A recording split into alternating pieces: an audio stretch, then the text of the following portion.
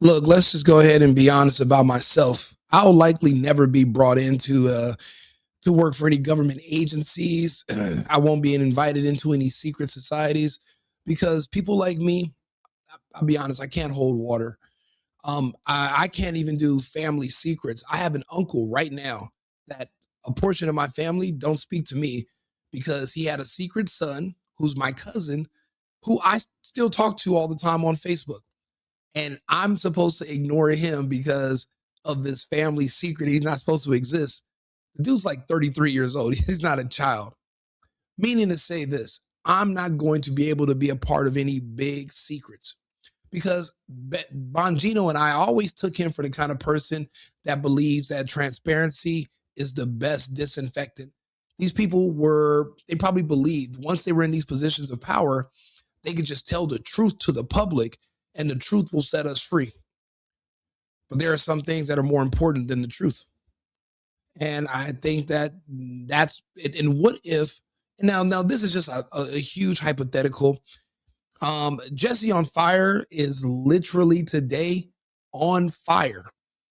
He brought on the freaky German and the freaky Deutschlander, mit Juven in seinen Sinn, the guy with the diamonds in his teeth, meaning he's a freaky German liberal. He's not going to be proposing that Charlie Kirk is probably still here because he's a Trump supporter. He's not. He's a liberal German, so he owes us no favors. He's not just making propaganda for us.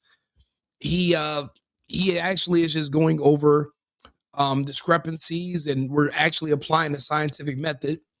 Unfortunately, it takes a foreigner to do it because maybe us Americans are too lazy. We're too busy discussing the psychology behind everything and everyone's behavior, but we're not looking at all the tiny, minute details. Therefore, we're going to go ahead and start watching this segment of Jesse on Fire, and we're going to see what he proposes. Because what if Charlie is somewhere right now and underground because I mean, everyone proposes that people go into WITSEC. Have I ever seen someone that they faked their death, went into witness protection, after the trial was over, they were reintroduced back into the public? Not that I know of. Not to say it's never happened. Not to say people aren't relocated every day. But I mean, just the behavior of everybody on the day Charlie Kirk died. If my friend was just shot and passed away, even as a man, I'd be choked up to the point where I wouldn't be able to talk. I remember where I was when I found out Charlie Kirk was shot, and it hit me in the feels. So nobody on his team's upset. Nobody's openly crying. Everyone's moving in robotic fashion. No one even took their shades off to get a better look at the injury to see how to close it or how to stop the wound. They literally, when they knocked him down, they had the wound face down like they're trying to pour out the fluid, when, because we're humans, the goal would be to roll him on his other side so that gravity can help keep the fluid in his neck so he wouldn't die, so he wouldn't bleed out. But no one did it. So their behavior is what we were studying. Erica's behavior is what we're studying.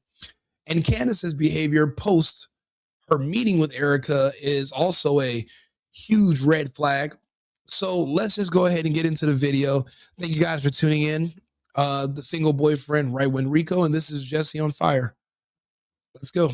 Welcome back. So this is a video that I've been alluding to on the channel for handful of days here, because we are going to examine a theory that people are taking very seriously, which is that Charlie may have juked this entire thing and might still be alive. Now, I will tell you in advance, the person that we're going to be interviewing here is a physicist. He is much smarter than me when it comes to the scientific method and the mode with which he has chosen to examine this. And he is 100% convinced that Charlie is alive and that this was done in a very specific way, which we'll outline at the very beginning over here. But before we even get into that, okay, because again, the bulk of this video is going to be me interviewing him, and he had a video out that he thinks he proves that this shot did not hit Charlie and was shot intentionally into a different place near Charlie to simulate everything. And then Charlie has a prosthetic, and I'm going to show you this right now. Now, what's interesting is we filmed this video, okay? And then after that video was done, if you're looking at the video, at the picture that's circled, that's something I've been talking about since day one. The bulge in his neck appears to be some sort of a tonsillitis. That's when you'll have a inflammation of a lymph node or whatever in your throat. But I don't believe he was suffering from a tonsillitis. It's just a weird bulge or a weird muscle, a protrusion. But it's definitely a strange picture. But what they're saying is that he was fitted with a advanced prosthetic, and they used special effects people that were on site who work on movie sets to pull this off.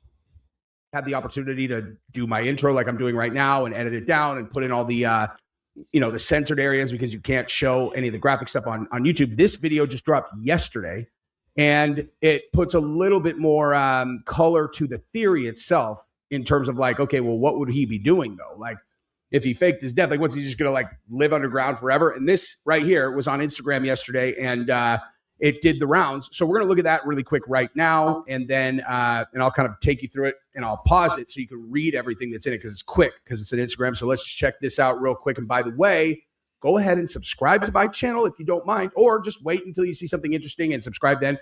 But if you could like this video, and if you see something that you like, go ahead and forward it to your friends. Watch this. Okay.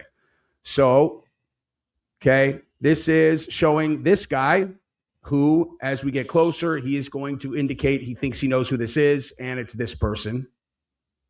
Okay, this is a very well-known Hollywood makeup artist. Okay, and Mike Mekash, an American special effects makeup artist from American Horror Story, Stranger Things, Maestro, and Mad Max. Okay. And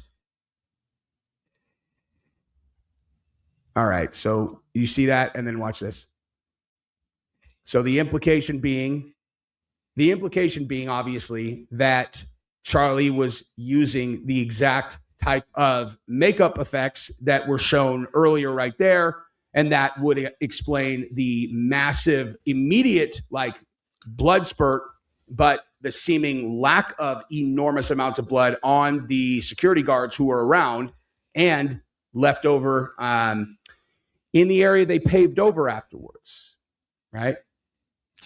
So basically, you're not going to be able to go back to the crime scene post the event and retrieve a blood sample and discover that it was not actually blood that you found on the scene. That makes sense as a cover-up because, you could go back a few days later, and unless it rained or something, or unless the sprinkler system washed away all the DNA, you'd be able to retrieve a blood sample.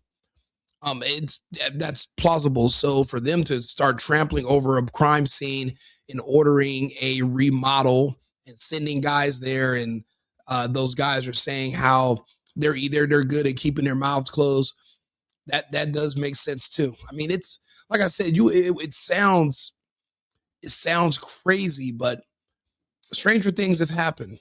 And again, this is the age of social media. We have cameras, and I mean, maybe they didn't calculate the fact that we're in 2025. This is not 1964 anymore.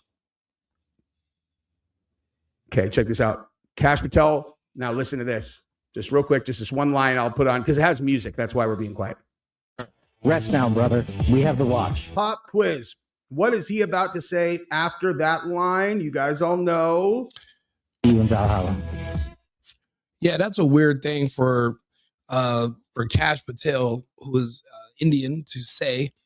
Valhalla is the theoretical location of Valhalla is a place for the souls of Norse soldiers, Vikings, where they go in the afterlife.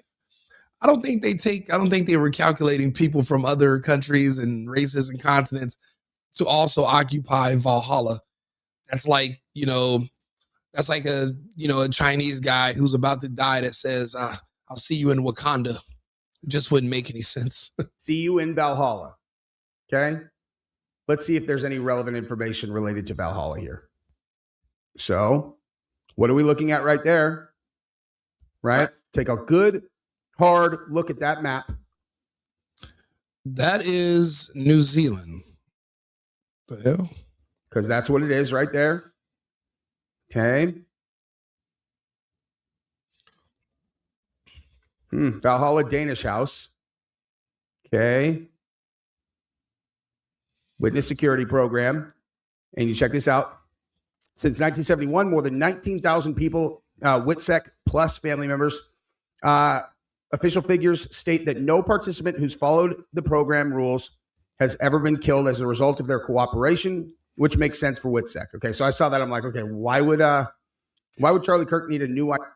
WITSEC is Witness Protection Security, and they're saying since 71 they have relocated probably more than 19,000 people.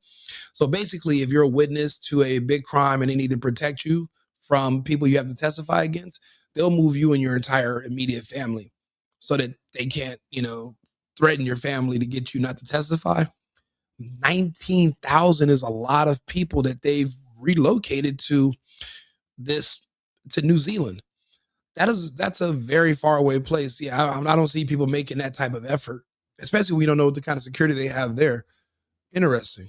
Identity and to go to WITSEC. Answer would be if he is potentially testifying against a large criminal organization that he needs protection from. And here's the thing. If you're Charlie Kirk, you can't just go into WITSEC. You have to die, right? Like you have to you can't just be like, oh, Charlie Kirk has vanished. You know what's crazy? He says you are all sheep. Dan said his priority was Israel. He absolutely freaking did. No, he didn't say his priority was Israel.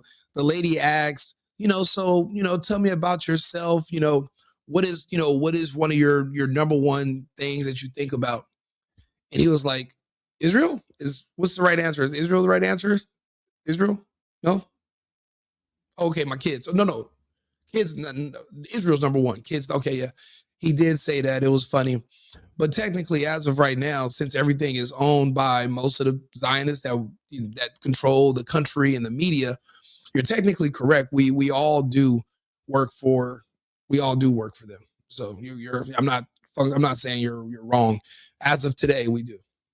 He's vanished, you guys. Like if he's going into WITSEC, the world needs to think he's dead. That is the only way that you could pull it off. I'm just saying, if that is what happened, So wait a minute. If Charlie Kirk had to go into WITSEC, but they didn't take his family, I don't know. Maybe his family's too public. But if this is true, did we just blow his cover? Like, is that good for a person that's in witness protection? That the people who need to think that he's dead, they can now watch our videos and they're like, that fucker's alive. Get him. Maybe this is not necessarily the healthiest decision. If this is true, maybe this isn't the best idea. I'm not saying for sure it did. However, it would answer every single question about everybody's behavior at TPUSA, which just seems so bizarre. And but check this out, right? So that was in New Zealand, right? That's a map of New Zealand where the Valhalla place is, right? And check this out. New Zealand government and the U.S. Embassy confirmed in late July 2025 that the FBI established a, quote, dedicated law enforcement attaché office located at the U.S. Embassy in Wellington, headed by a permanent legal attaché.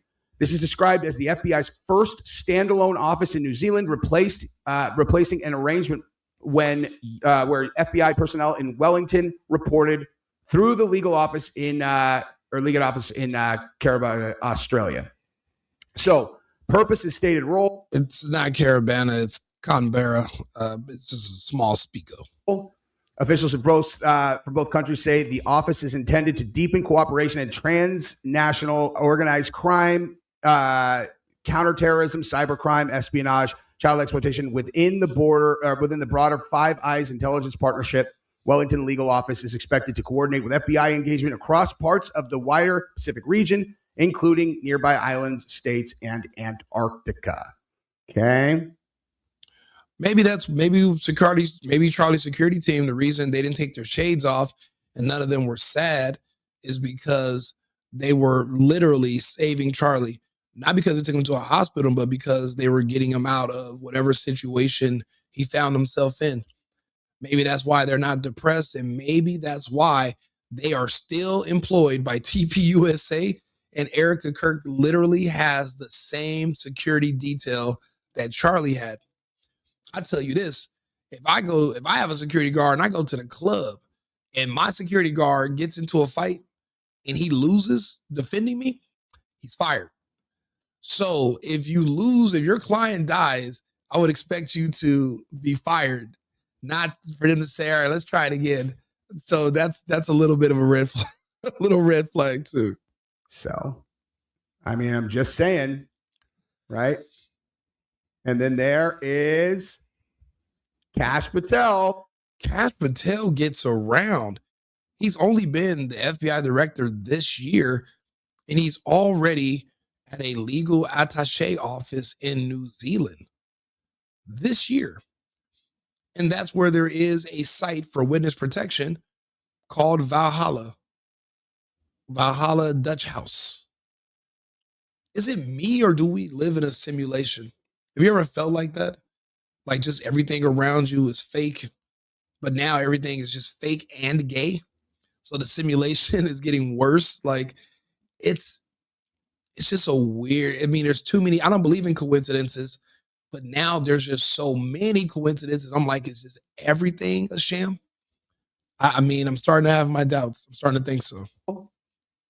In New Zealand, finalizing that deal, you know, I'm just saying, if you need a why, there you go. There's your why.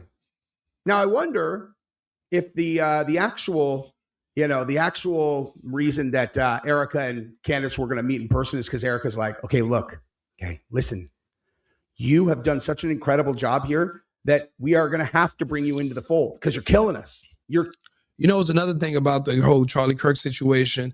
You never seen the faces of his children. When they take pictures, they make sure their faces are turned.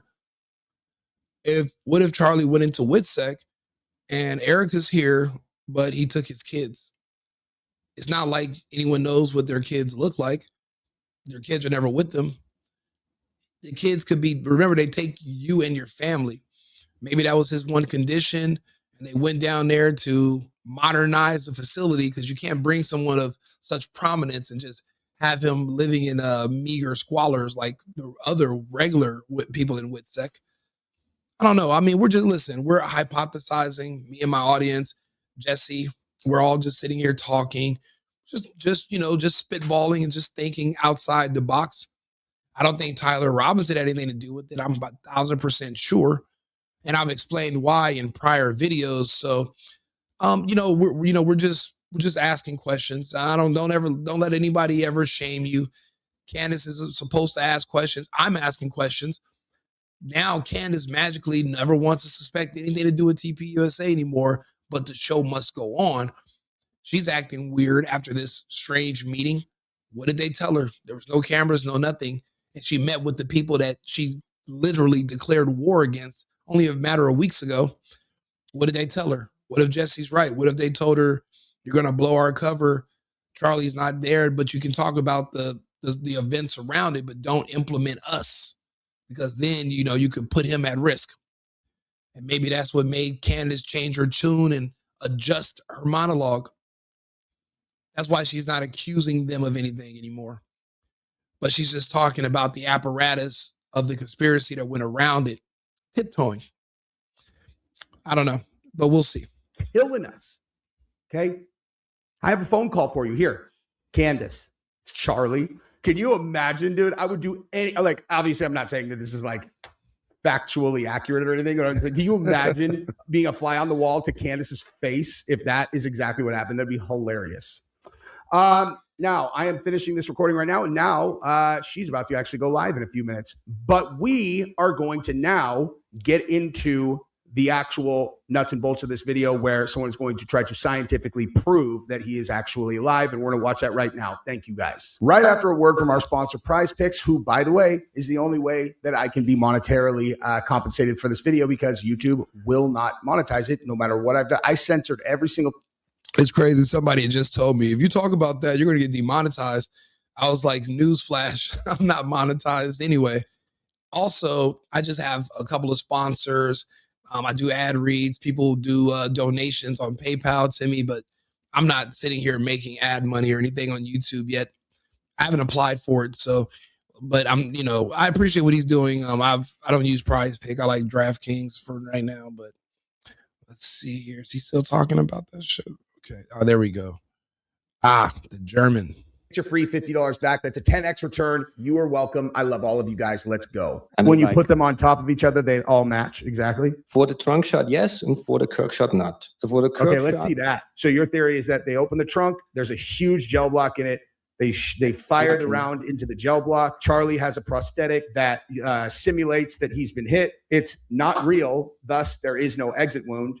Falls over. They run over to him. Security does not allow the EMTs to work on him. This would also explain why there is way less blood than there should be, because there's only enough blood to simulate him getting hit. There's a guy who reportedly was at the hospital who saw Charlie's SUV come in, and then he said that he saw another vehicle come in. All they need is one doctor, that'll verify that he was in there, whatever. They take these fake pictures of Erica with her hand on his hand. They put it out, and oh my God, Charlie's dead. All we have to do now is just convince the world that we're really, really sad, which they did a very bad job.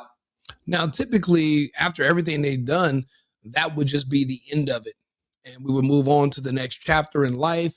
She would eventually be seen and linked to JD Vance.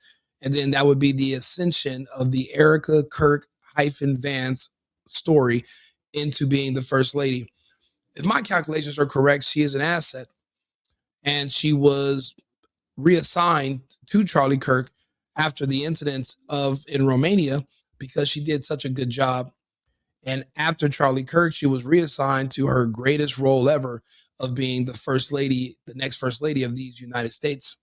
However, this whole situation with Candace has almost ruined that, because that's forced the people who are behind Erica, the people who are her handlers, she's a handler, they forced her to come back down to this other role that she thought she was done with. And you can hear and see the frustration in her voice, because she's not good at public speaking. She was not designed or trained for that. And they're thrusting her into this new role. Her range is a very intimate setting, honeypot, pretending. She's able to get men. She's able to look men in their eyes with her eyes and convince them that she's in love with them and smitten. That's how you're able to control. Some women have that. It's a natural gift. Some women are trained. Now they're expecting her to be on The View and talk to public speaking like she's a heavier, older woman. That's not her forte. She's a small, hot woman. Your job is to get men to fall in love with you. That's why when you watch the media, all the men magically just believe everything that comes out of her mouth.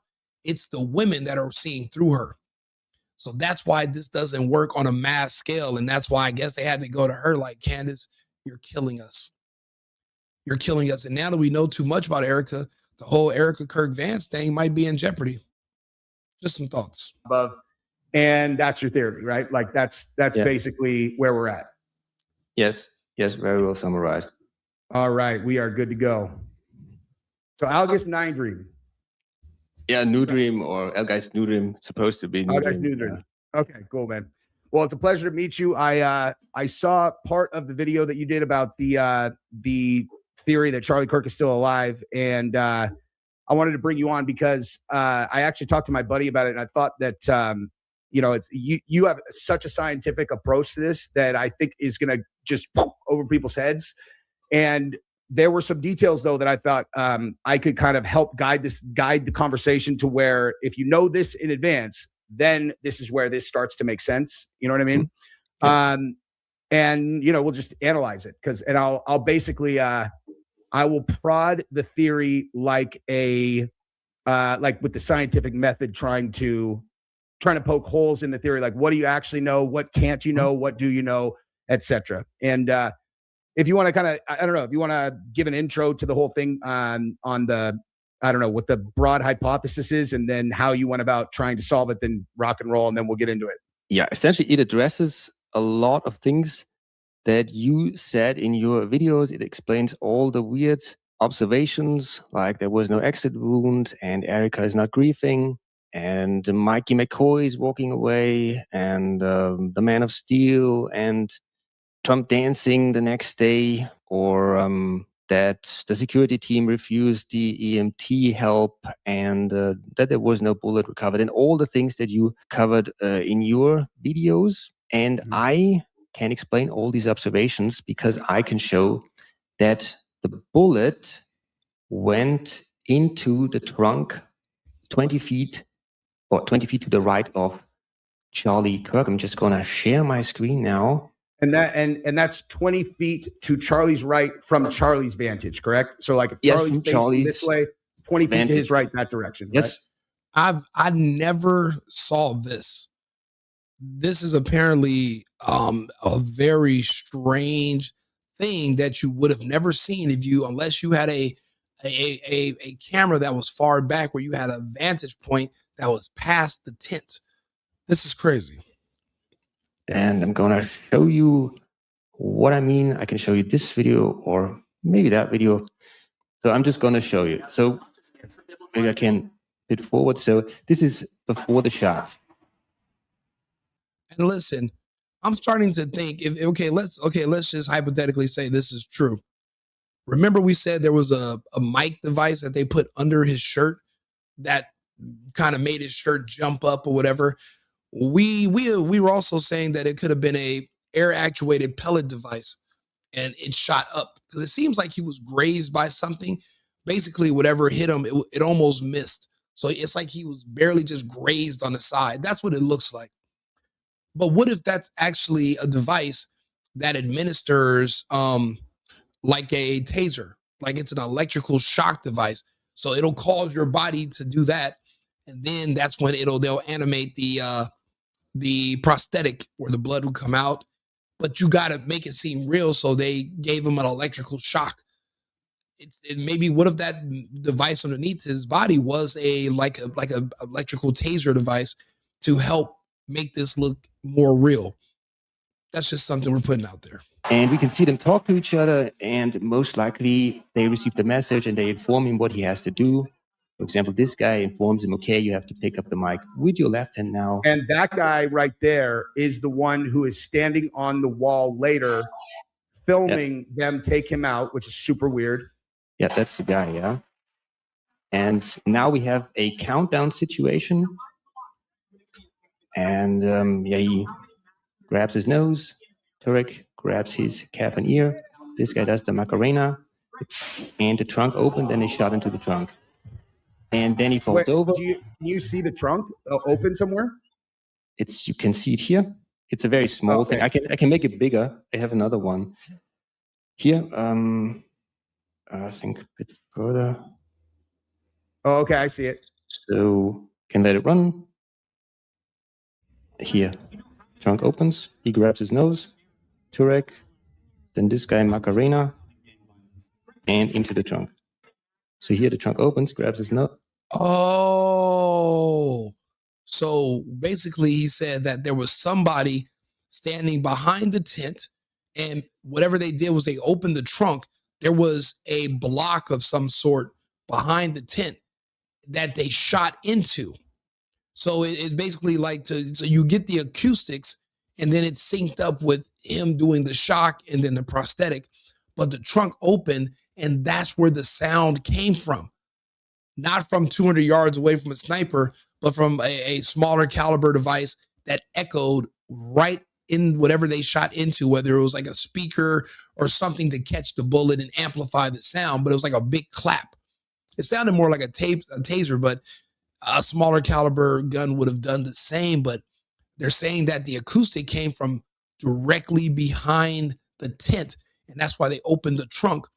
And then after they closed the trunk, this is very, very sophisticated. Whoever came up with this, they were good. Trick, Macarena, and into the trunk. Then he falls over, and we never see them close the trunk. We don't have any observation.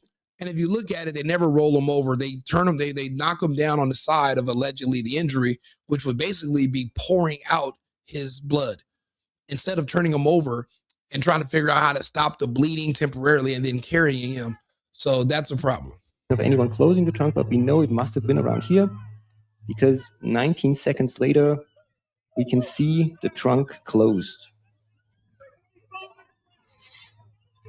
So right there, then it's already closed. So, and what is that guy doing? So this is the guy that was standing watch, and this is the trunk that was open. Amazing. Doing right there. So here's what I'm going to do. I'm going to let you present all your evidence, and then I will. I'll be basically like taking a mental note of questions that I want to ask, and then I'll ask you those questions to try to break the theory afterwards. Yes, we have a lot of smartphone videos. This one here, you can see the trunk opening, but here we can see some blood. This is why I close it again. So this is the archive page where you can find all these videos. And then so what I did, you verified. I mean, we could just take for granted that the trunk opened right before the shot was taken, and it looks to you like they are based on signals that they are giving to get them to rock and roll. Yes. I think Charlie Kirk by tipping his nose, he said, open the trunk. This is what it looked like. So and then you use the sound analysis to prove that that is where it went. Yeah, and here we can just see him grabbing his nose and then the trunk opens. So this is what I mean.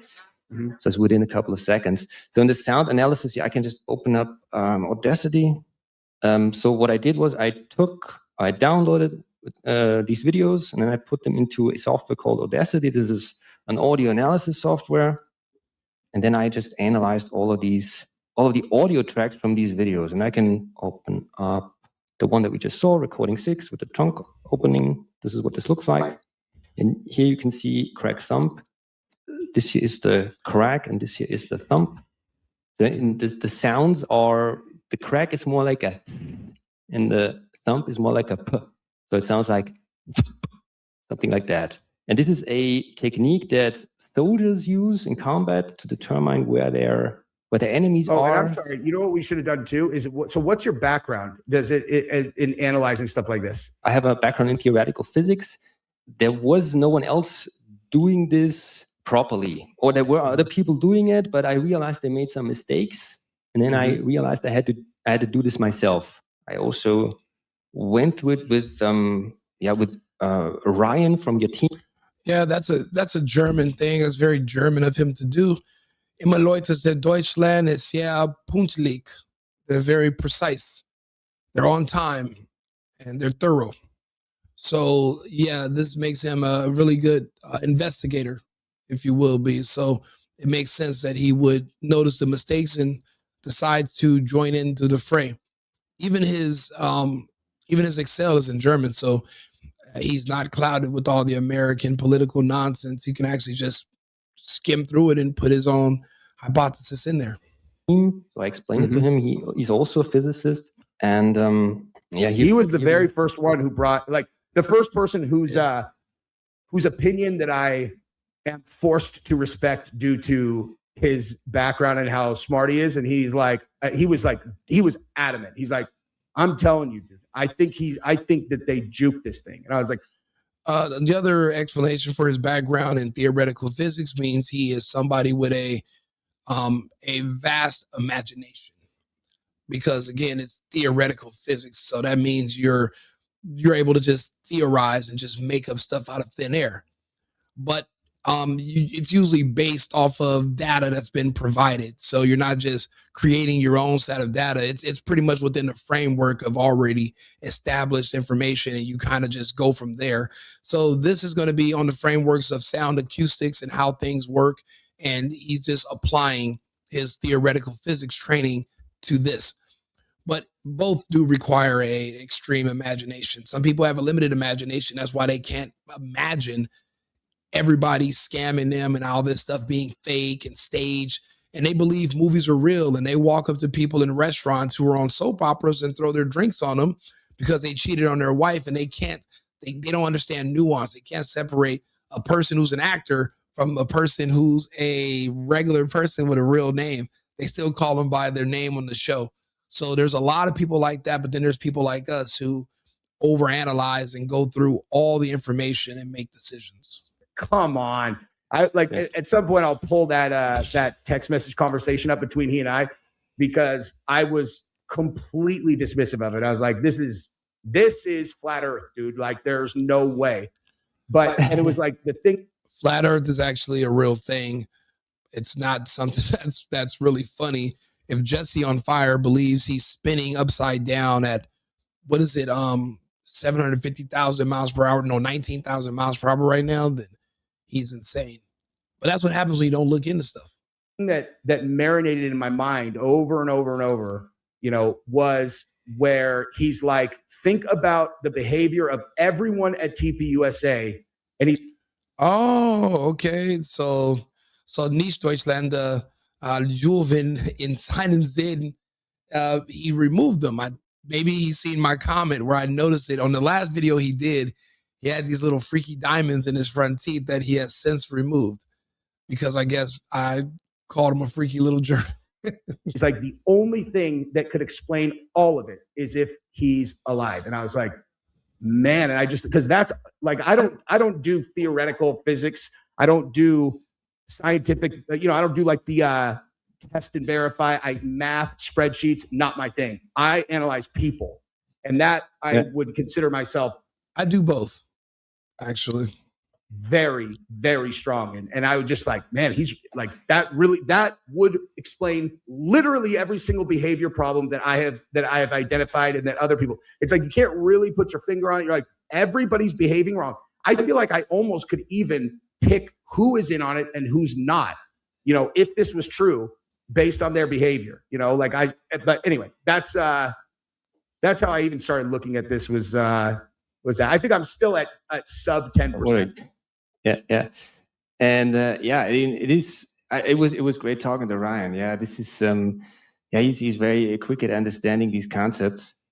And this is recording 2 on this side. So here is where the crack is. Here's where the thump is. You can just play. And what exactly are you measuring there? I measure essentially, so this is a mark cone, and it is essentially made up of circles. Now there is one primary circle, and this is the thumb circle. And the thumb is just the explosion in the gun. Yeah, that you need some kind of explosion. The crack, you mean, is that? No, it's this what travels more slowly. It travels at the speed of sound. Okay.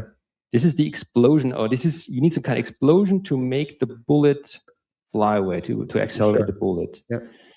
And and the sound is going to reach the microphone at a speed which you are able to calculate because you know how fast the sound is going. Yeah, this is the second one because it travels more slowly. And the faster one is the crack, and the crack travels with supersonic speed. The crack travels like this. You can see a cone. Yep. And it's faster. It's way faster.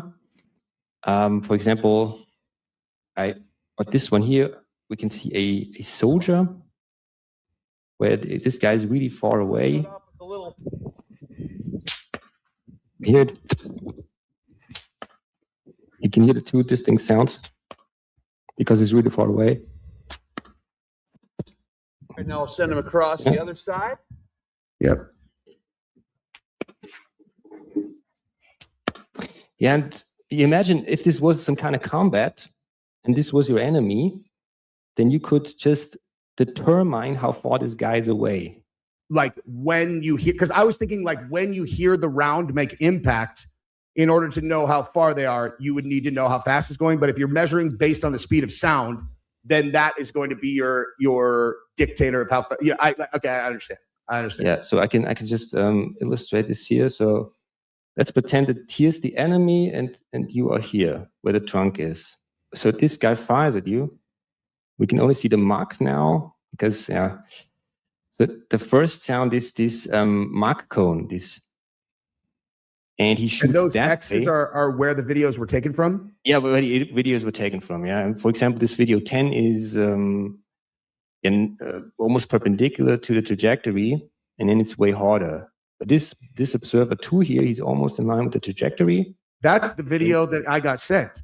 Oh, yeah, that's your video. That's your video. And he is, it almost looks that way for him. And then it's the easiest. I mean, honestly, like thinking through this, like they must have shot right. Like that would have gone so close to the guy who was filming if they shot it into the trunk. So here we can see how it travels out.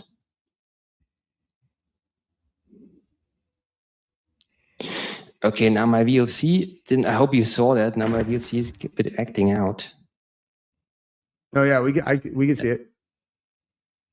Yeah, and this is what it looks like. And I can let it run again.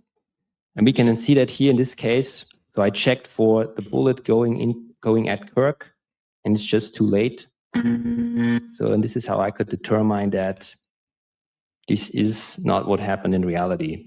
And yeah, so I made all these clips there. I showed them in my own video, or we can show another one with this recording number 2. We can find it here when it goes into the trunk. So this is another recording, so recording 2. And here we can see that it exactly matches.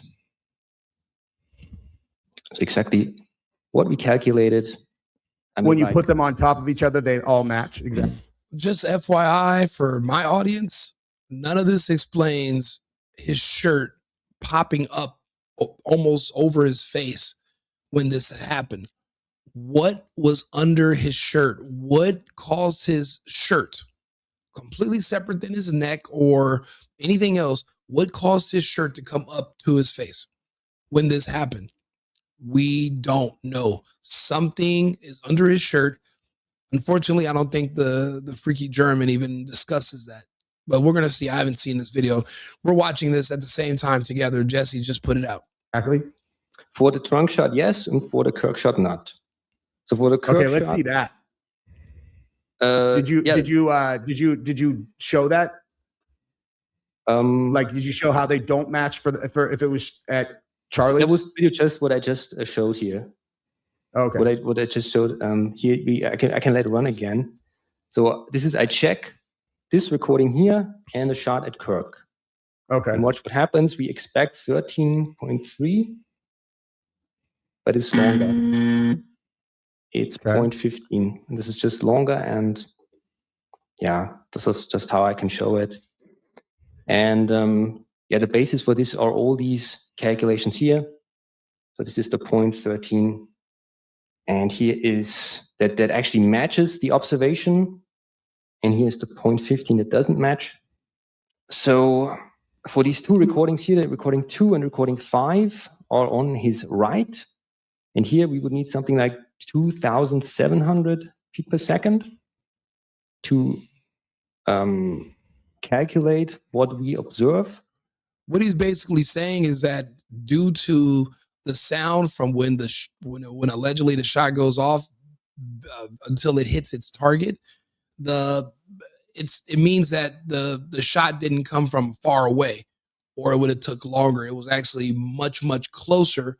That's why it was almost like instant. So saying that it would have taken a longer time to make that noise is what he's saying. So he's saying this came from a closer source, much closer. And when we take the one recording to the left, it is Bartholomew, then it doesn't work out anymore. Match the 0.167 is. No, I understand exactly how you're calculating it now. One thing that we forgot to mention is that your theory is that there is a big, like bullet catching, like rubber block that they would be shooting into, which is, I mean, those definitely exist. I've shot into one before. So they're like gigantic, like gel blocks that will catch literally any bullet. And so your theory is that they open the trunk, there's a huge gel block in it. They fire the round into the gel block. Charlie has a prosthetic that simulates that he's been hit. It's not real. Thus, there is no exit wound. And if you guys remember that day on the video, it looks like it's just squirting out. In real life, that's not how blood behaves, right? In real life is not the movie Kill Bill. Remember on Kill Bill when she went to Japan and she was just slicing up Japanese people and it was just like, psh, psh, psh, psh. That's not real life. In real life, if you slice somebody's arm off, it would bleed, but it wouldn't be like, yeah.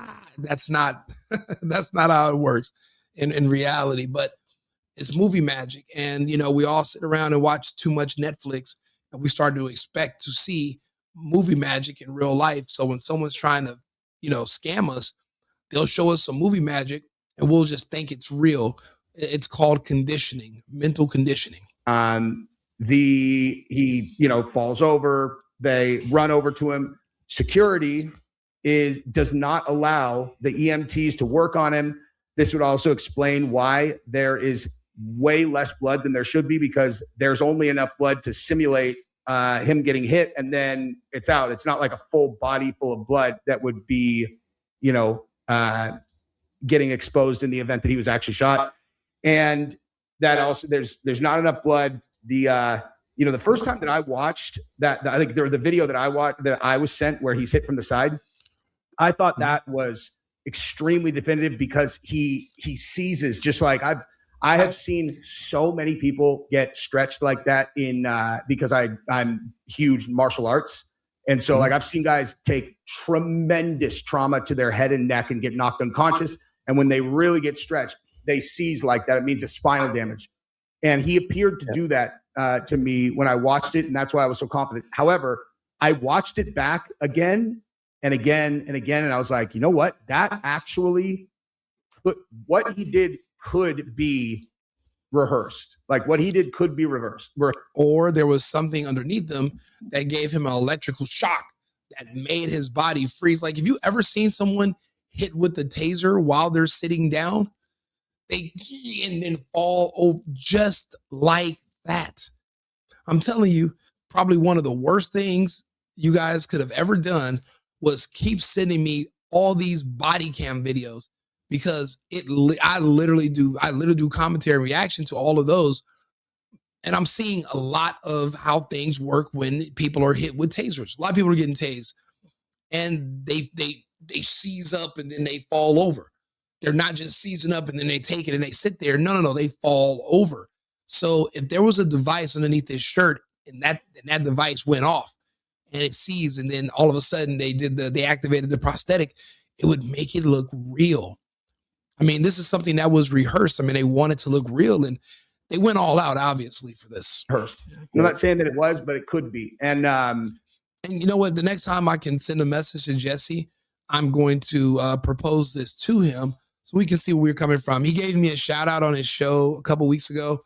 I really appreciate it. And actually, if you're following me because you saw me on Jesse's show, I really do appreciate you guys tuning in. And I appreciate you for being here. And I'm trying to do my best to bring you content, but also to make you think so you can see where we are, because we all care about this situation. This means a lot to us. And, I mean, what if the fate of the future in our country rests in these events? We have to be able to see through them, because I don't know about you, but I don't want to be tricked and manipulated into thinking one thing. I don't want to be controlled. I want to be able to look at the facts and decide what to believe on my own and what to think. I don't want to be manipulated and bombarded with nonsense. So we're cutting through it. And hopefully we're helping you cut through it and helping you think and resist the whole believe the official story. Since when? Since they told you a plane went down in Shanksville? Go to your YouTube right now, type in 9/11 Shanksville, and then just think to yourself where you were when you first saw that video and why did you believe a plane crashed there? And then we can talk about what's real. But yeah, so anyway, so then the security jumps over the table. We've all seen them kind of look like they're taking things off of them and then putting them in their pockets or whatever. That would have been them. The electrical device that gave him the shock, or the pellet device that activated, whatever it is, they took something off of him. He put it in his pocket and he darted off. I mean, it was just like a production, exit stage left. It was well coordinated, like a water ballet. Pulling off whatever was used for the prosthetics. And then they run to go get the car. They carry him. You've got the guy who was talking to him right before, he goes and gets up on that wall. He's filming. Oh my God, they just shot Charlie. They get that shot. They put him into the car. They drive off. There's a guy who reportedly was at the hospital who saw Charlie's SUV come in, and then he said that he saw another vehicle come in, and there's maybe Charlie jumps into that car. They drive out of there. All they need is one doctor, that'll verify that he was in there. Whatever. They take these fake pictures of Eric. One doctor. Do you guys remember the Baron Coleman video where he was talking about this weird, freaky doctor that speaks all these different languages? He flies all over the country. He has his own airplanes. He doesn't go to private airport. He doesn't go to regular airports like everyone else. And he just happened to be in Utah on this day. He normally has flights out every month, but on this particular month, the only month of the whole year he didn't have any scheduled flights was September. It was like all these weird coincidences. I'm actually going to do the Baron Coleman video next, where we talk about this extremely suspicious and spooky pilot. But right now, they're thinking that this pilot is who transported Charlie out of Utah on his plane, because he turns off the corresponder so he doesn't have to register where he has two planes. His one plane is registered, the other plane isn't, and it's only a two-seater. So I'm telling you, there's like some weird, tricky stuff going on. With her hand on his hand, they put it out, and oh my God, Charlie's dead. All we have to do now is just convince the world that we're really, really sad, which they did a very bad job of. And that's your theory, right? Like that's basically where we're at. Yes, very well summarized. Yeah, here we can see a photo of the hands, and we can see on their wedding picture here her hands are way smaller, which is what we can expect. Look at that's their wedding picture. She's a 5'3" woman. He's roughly about 6'5", and his hands are double her hand size on this picture. But when we look at his picture post-mortem that she put up, that she's pretending to cry in front of, well, you'll see. Because she's shorter, but on the casket, their hands are almost exactly the same size, and so it's kind of obvious that these are not his hands. I mean, it's crazy. Do people's hands shrink when they die? And does your skin turn into plastic? See, that's why I think this is all fake, because was Pinocchio real or was that fake? It's all fake. Her hands and his hands are magically now the same size. And this was it was a miscalculation. When making this video, maybe they should have told her, don't put your hands next to him, because people would compare the size, and no one thought about it. It's like hindsight is 2020, but this is hilarious. Yeah. Well, one thing I would push back on that is, if I'm going to take pictures, why would I, and he's alive, why not take pictures with his actual hands?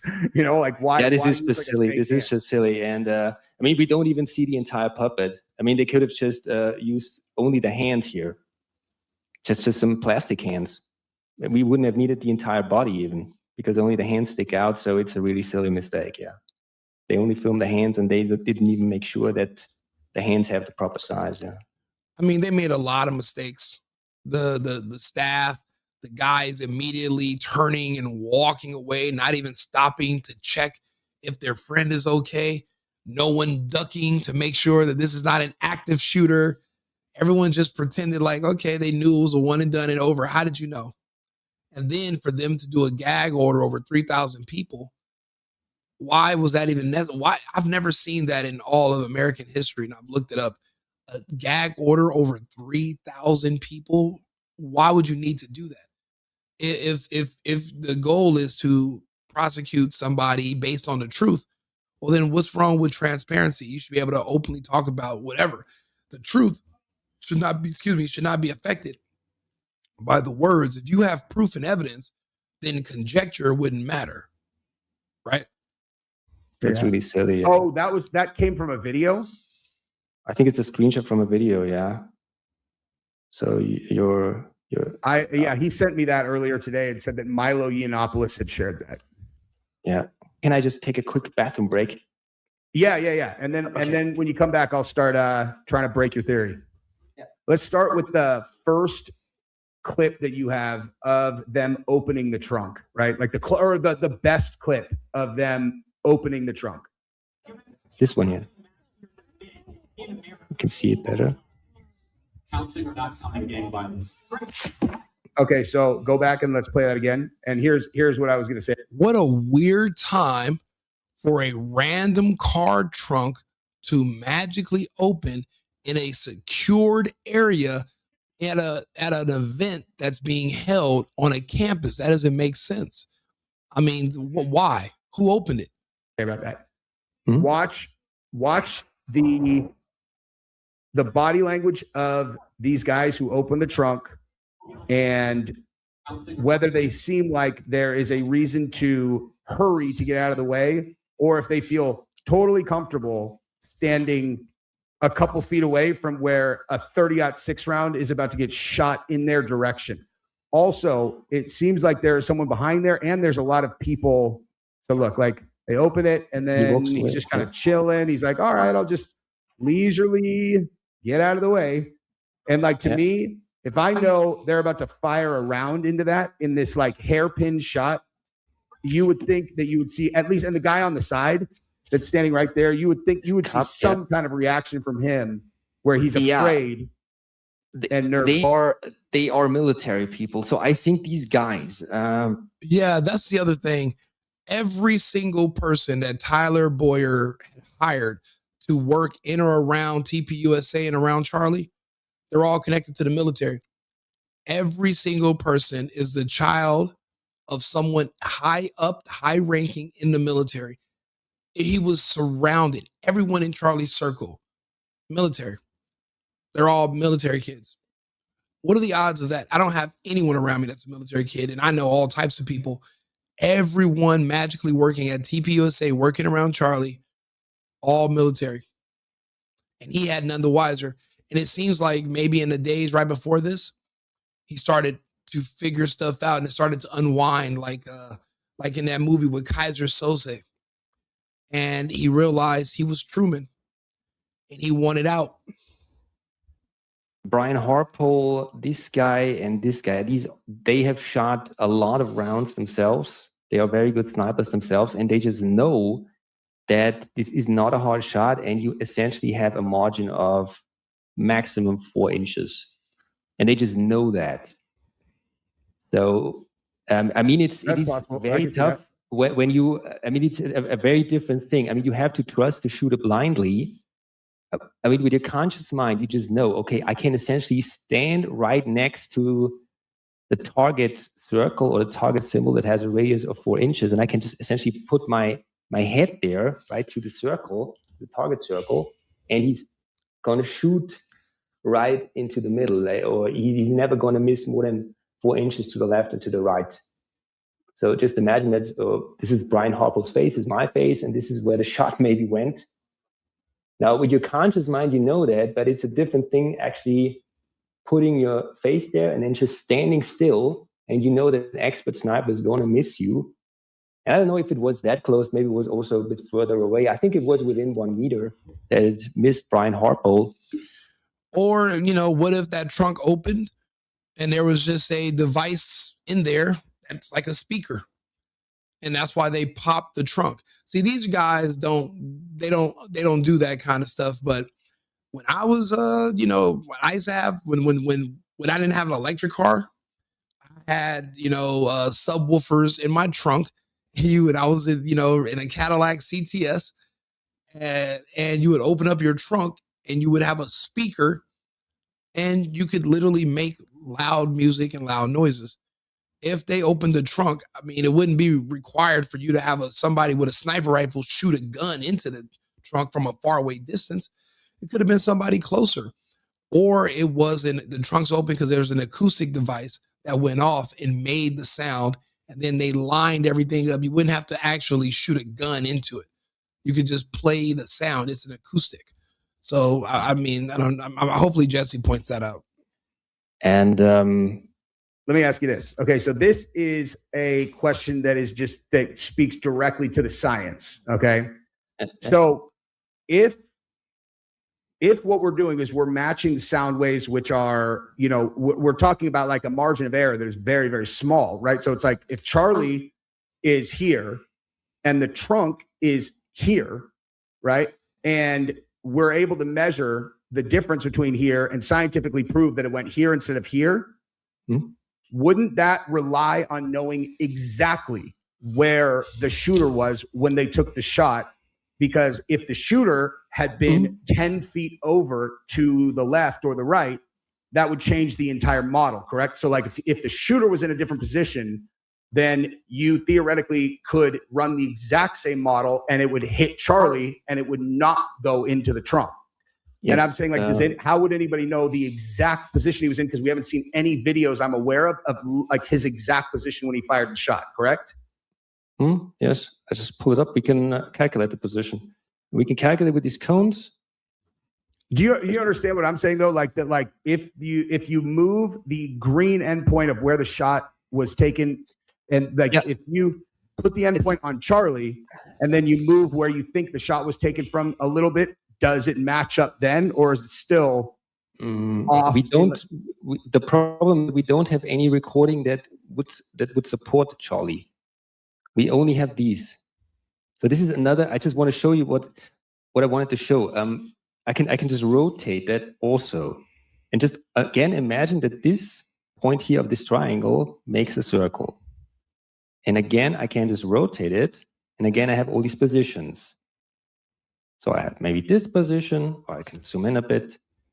So I have maybe this position here, or this position here, or this position here, or maybe to the other side. Where could he be? This position here. So imagine that you are Bartholomew, right? This guy on the balcony that recorded this. And from what he heard, if he's an experienced shooter, he could say, okay, he must be in one of these positions here that I just showed on this circle. This is what Bartholomew must have thought. And but even if he was to the left or further to the right, if he's still within the same radius, the sound is going to take the same amount of time to hit, and you wouldn't be able to exactly triangulate where it came from. Because I mean, there's also echoes and other variables, but yeah, the person who's recording this, they could have thought they seen it from one direction, but it could have came further from the left. As far as the timing to get to the target, your distance doesn't change just because of your angle. You're still the same distance at a certain point. So I guess I do see what he's saying. This guy here, your friend in position 2, if he only heard a signal, then he must know, okay, he must be in one of these positions. I mean, I could just draw a half circle that you can really see it's 2 half circles essentially. Here's the other. Yeah, a half circle will show us the radius. The thing is, it's just where it intersects. And I will call and find this out. Let's say I'm in, because it's not my friend that took the video. It's a very close friend of mine who's also a very close friend of his. Okay. And so, but what I'm saying, if I'm in that position and someone fires that round and it goes that close to me, by me, and then hits a rubber in the trunk, like I'm going to hear where that hit. Like it's like I'll hear that hit the trunk most likely, because it's like right there. It's not like it doesn't hit the rubber silently. Now I haven't spoken to him about it, so I don't know. I have no idea if that's the case, but it seems like people would have been reporting that they thought that it, like, the round went right over my head, or I don't know. You know what I mean? Yeah, I know what you want, what you mean, and the problem is that people were not expecting it. So that no one expected a shot, and you're kind of blown away that when you hear a crack thump anyway, right? So, yeah. But and then also, if it's only one shot, you wouldn't know if it's a drone or something. I mean, if it's when you hear repeated gunfire, or if it's close by you, then that's one thing. But one shot, it could be a one-off, or you might think you missed something, or you wouldn't exactly know. The whole theatrics, if they had missed Charlie and he hadn't did all the theatrics, probably the show could have kept going and nobody would have even noticed someone took a shot at him. But no one likely took a shot at him. It doesn't seem he wasn't hit by a 30-06 bullet, so he doesn't have a skeleton made out of adamantium. So let's just go ahead and remove the fact that whenever somebody starts bringing up Charlie Kirk was shot, I'm just going to immediately refute it. There's no evidence that he was shot. There's none. There's no evidence that there was a shooter with a 30-06 bullet. It would have took his head off of his spine. It would have been hanging on by muscle. Now, we've seen that in the Ukraine and other places. We've seen those videos. It would have happened here in front of everyone. He was not shot. So I'm going to just go ahead and stop telling people. I'm just going to start immediately correcting people when they say that. And I will just show them the evidence that it's impossible that he was hit by a 30-06 bullet in the neck. Impossible. Maybe in the recording also that I have the recording to open and you don't hear any impact to the rubber. And the point is that this, because the impact into the rubber is, first of all, very silent compared to the crack. And it's also at the same time, or almost at the same time. So we are already at, this is a period of 0.01.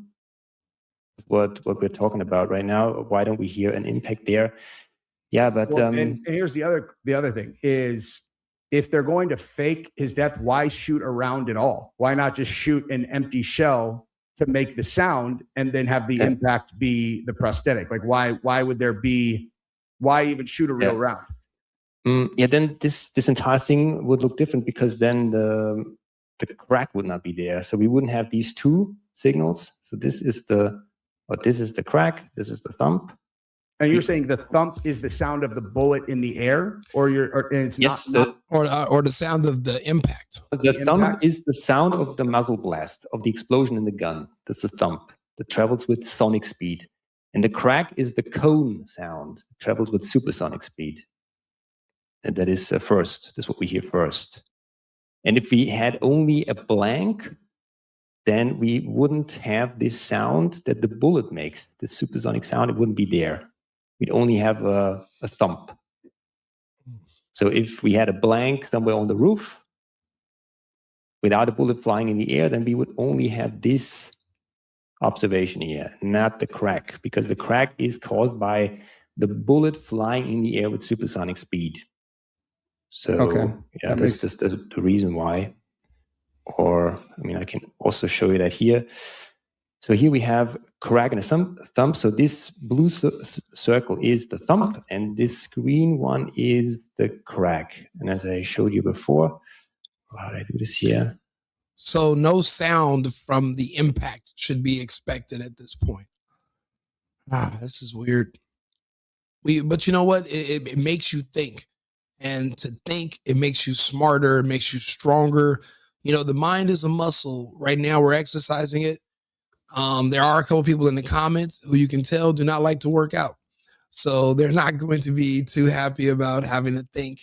And then if you're autistic, thinking gives you a headache and makes you frustrated anyway. So that also shows you who your audience is, unfortunately. So this is roughly what it looked like. Zoom in a bit. Okay. This is roughly what it looked like with a bullet. And if it was only a, how do you call it, a flashbang or a blank or something like that. Oops. Then this works now. Then it, on the roof, it would only look like this without a cone. Or of course we can also maybe a flashbang somewhere here, somewhere here in the audience, closer, right? Then would have looked like this without any cone, without any crack. And we would have simply seen this here in Audacity. There would only be this one, but this one would not be there. The crack would not be there. Yeah. Well, I think I understand. And I'm 15 minutes past over anyway, but this is really interesting stuff. And I'm definitely going to put this together, and I'll put it out in the next few days. And yeah, I appreciate you coming on. Thank you very much. Dankeschön. Okay. Yeah, that was a really good video, in my opinion. I think the exact details and the science of the acoustics at the very end, I think it was got a little, repetitive, but the initial parts of Valhalla, Witsec, the motive behind why Charlie would have to go there. See, my whole position is that what if this is why Dan Bongino wants to resign? He said that him and Cash, their offices are connected. I see Cash talking a lot.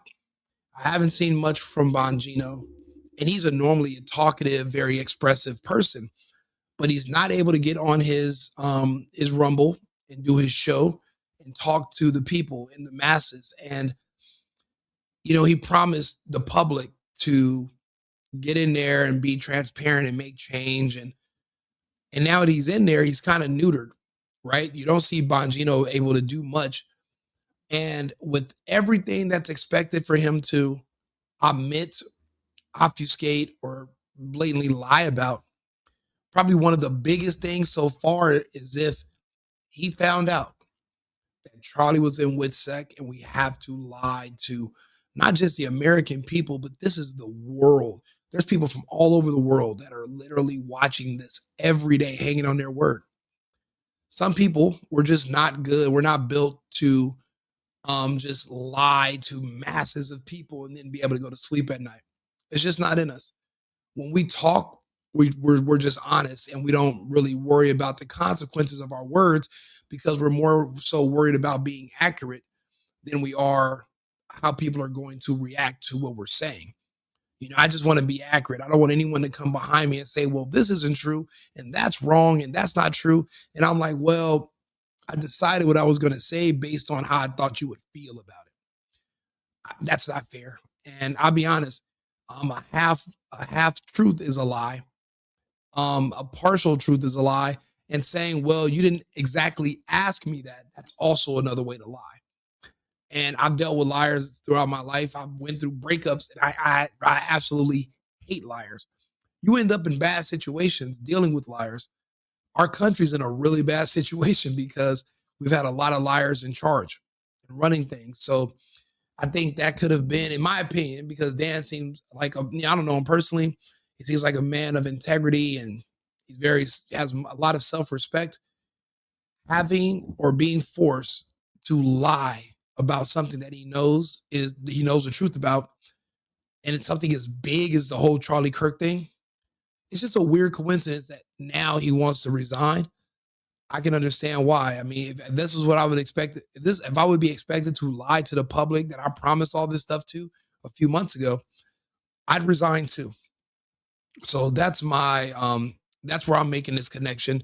If Dan Bongino found out Charlie Kirk was in WITSEC and still alive, I'd resign also, because then that means that what Marjorie Taylor Greene said is true.